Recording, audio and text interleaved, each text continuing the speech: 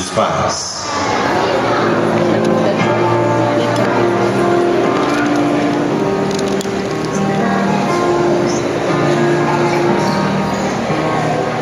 Leitura aos pais. Levantem-se, papai e mamãe, para nos escutar. Eu também vou levantar.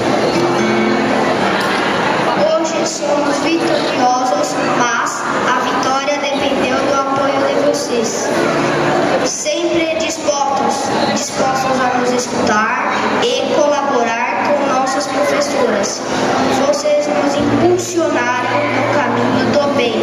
Sabemos hoje que vocês são nossos melhores amigos, do quanto se esforçaram para nos manter em uma boa escola.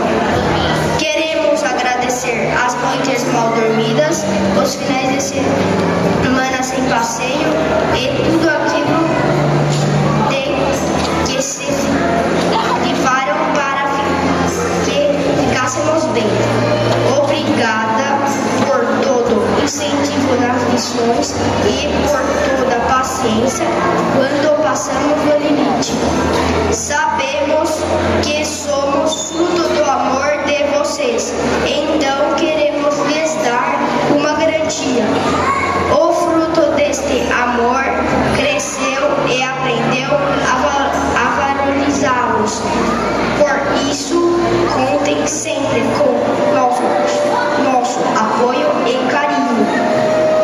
Estaremos sempre dispostos a lhes acompanhar em qualquer momento de nossas vidas. Com um abraço